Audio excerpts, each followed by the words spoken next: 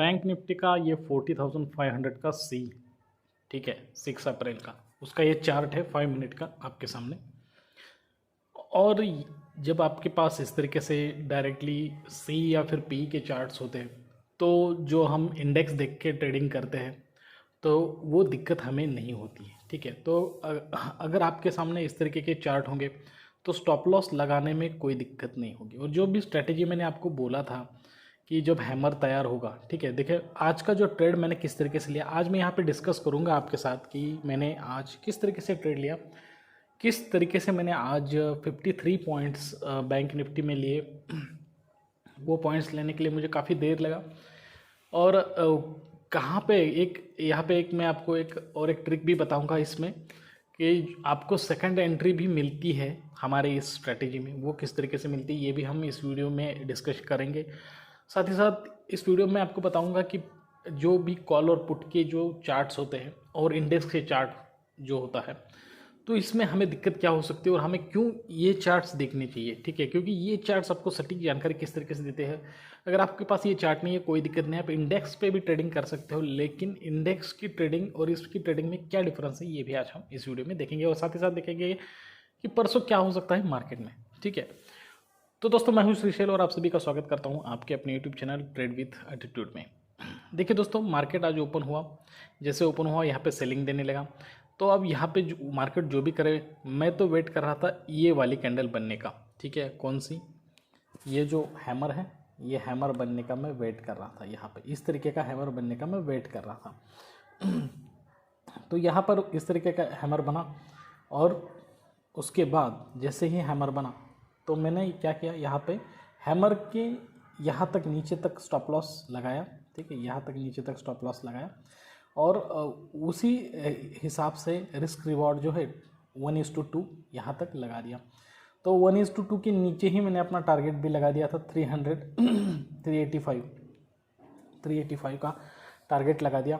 और मैंने बाय किया था 332 पे, ठीक है, 332 पे बाय किया था यहाँ पे इस कैंडल में, ठीक है। आपको मैं बता देता हूँ कि मैंने कहाँ पे बाय किया था, बिल्कुल सब कुछ जानकारी दूंगा आपको।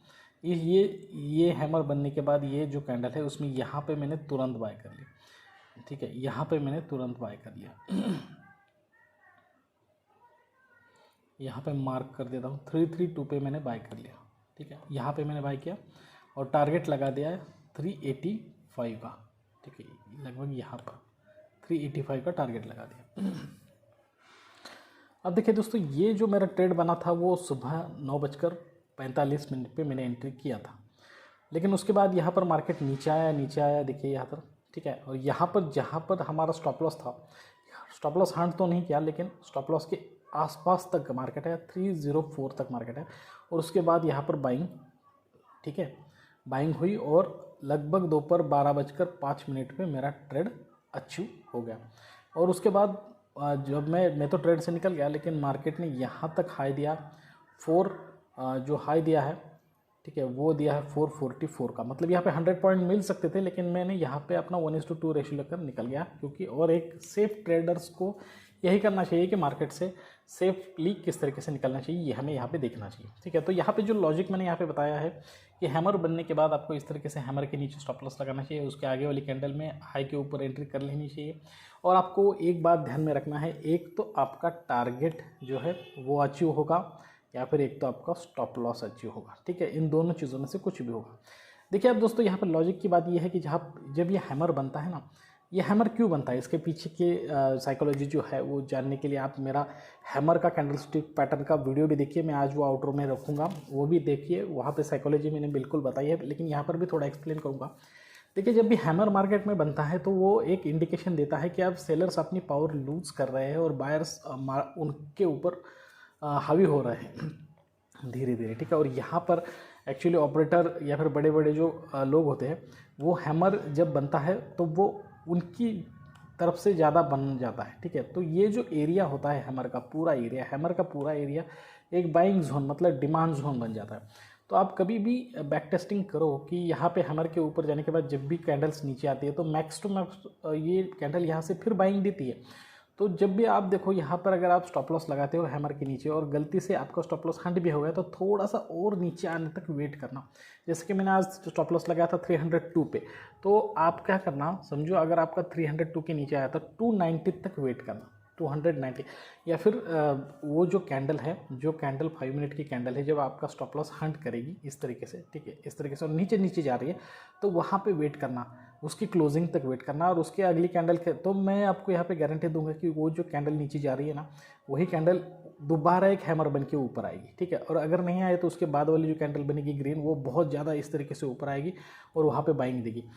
क्योंकि उसका लॉजिक जो है ना दोस्तों, कि ये जो यहाँ पर जो ऑपरेटर होते हैं, बड़े बड़े लोग होते हैं, वो यहाँ पे बाइंग करते हैं। मैंने जैसे कहा कि अभी बाइंग चल रही है मार्केट में, तो यहाँ पे जिस प्राइस में उन्होंने बाय किया होता है ना, तो वो चाहते तो है और भी बाइंग करना, उनके पास और भी ज़्यादा पैसा होता है। समझो 1 करोड़ की उन्होंने बाइंग किया, अभी 1 करोड़ और बाइंग करना है उनको, तो वो यहाँ पर आके बाइंग थोड़ी ना करेंगे, ठीक है। एवरेज तो उसका ऊपर की लेवल पे हो जाएगा, तो वेट करते रहते हैं, वेट करते रहते हैं, और यहाँ पे इसी जोन में आने के बाद फिर एक लॉट डाल देते हैं, ठीक है, और इस तरीके से यहाँ से बाइंग हमें मिलती है। तो ये इसके पीछे की साइकोलॉजी है, और इसलिए देखिए अब ये तो फिक्स ही होता है, ठीक है। अगर आप चाहते हो कि यहाँ पे आपको ये रिस्क नहीं उठाना है गलती से स्टॉप लॉस, तो आप क्या कर सकते हो कि ये जो सेकंड में जब वो नीचे आएगा, ठीक है, सेकंड में जब वो नीचे आएगा तब आप एंट्री कर सकते हो, क्योंकि यहाँ पे 100%।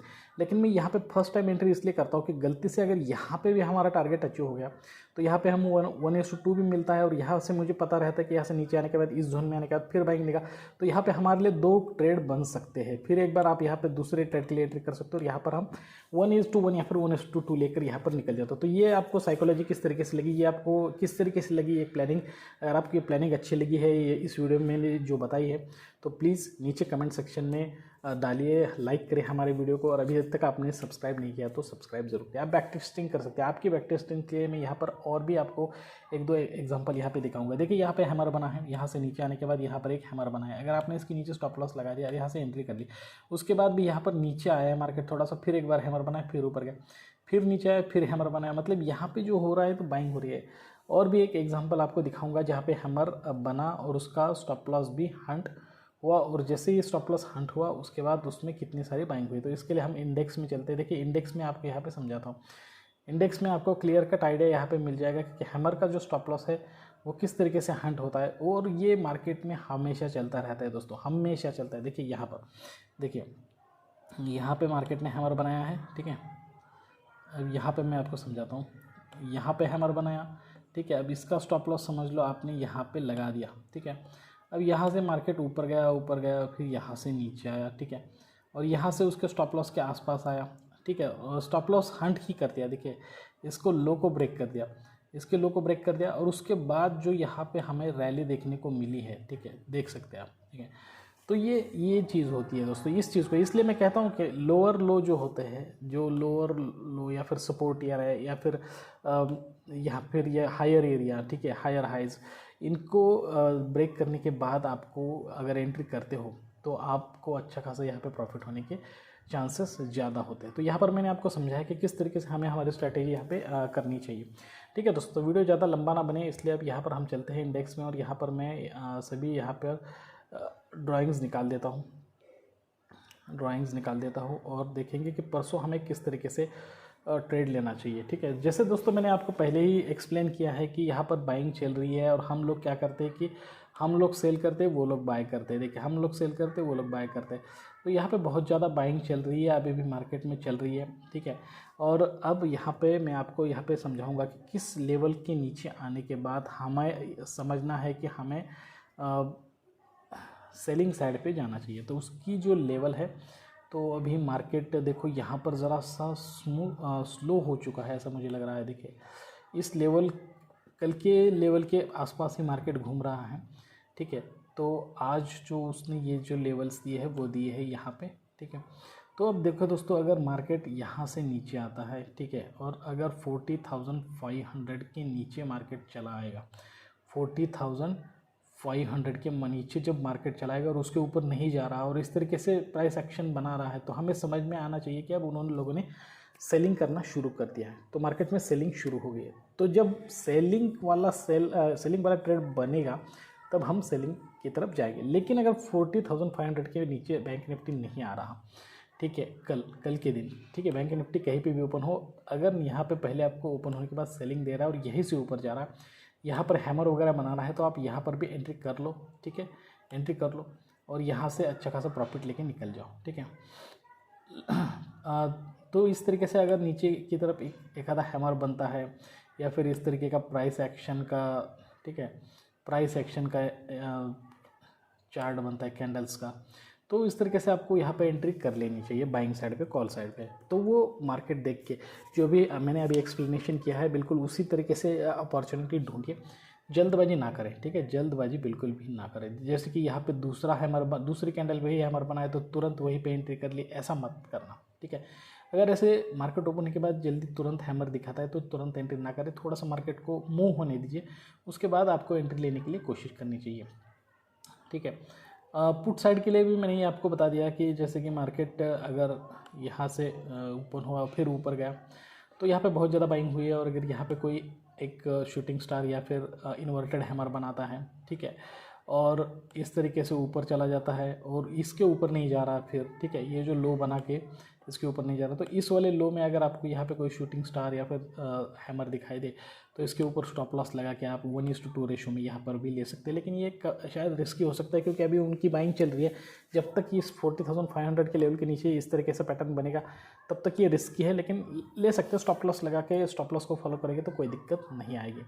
तो दोस्तों यहाँ पर आपको देखने को मिल रहा है कि मैंने जो कहा कि किस तरीके से इंडेक्स में जो ट्रेडिंग होती है, इंडेक्स में कभी कभी हमें उस तरीके से अपॉर्चुनिटीज़ नहीं मिलती है। जैसे कि यहाँ पे देखिए इंडेक्स में जो हैमर बनाया गया है वो कितना छोटा है, यहाँ पर हमें समझ में नहीं आया, और यहाँ पर इंडेक्स जो ऊपर गया तो यहाँ से यहीं तक रहा, ठीक है, यहाँ से नीचे नहीं आया है, ठीक है, स्टॉप लॉस हंट करने के लिए नीचे नहीं आया। वही आप अगर यहाँ पर देखते हो तो यहाँ पर कितनी ज़्यादा आपको एकदम सटीक जानकारी मिलती है पुट और कॉल के चार्ट में, मतलब यहाँ तक नीचे तक जो भी आता है, ठीक है, ऊपर जाता है, इसके जो वीक है, ठीक है, इंडेक्स के हिसाब से अगर आप देखोगे तो इंडेक्स में जो ये वीक बनाए गए हैं 1 बजे की, ये जो वीक है आप देख सकते हैं 1 बजे की वीक आपको मैं यहाँ पे दिखाऊंगा, देखिए कितनी छोटी वीक है, तो इस वीक से आपको कुछ समझ में नहीं आएगा। और यहाँ पे ग्रीन वीक बनाई गई, यहाँ पे ग्रीन दिखाया है, ठीक है, तो और यहाँ पे जो बनाई गई है वो रेड बनाई गई है, तो यहाँ पे हमें ये समझ में आता है जो हम कॉल में एंट्री करें या फिर पुट में एंट्री करें तो यहाँ पे हमें एग्जैक्ट इन्फॉर्मेशन मिलती है, ठीक है। इंडेक्स भी देखना चाहिए, साथ ही साथ आपको ये भी अगर आप देखते हो तो ये भी देखिए, तो आपके लिए बहुत ही आसान होगा, ठीक है। तो आज हमने देखा कि कल भी क्या कर सकते हैं हम लोग, ठीक है।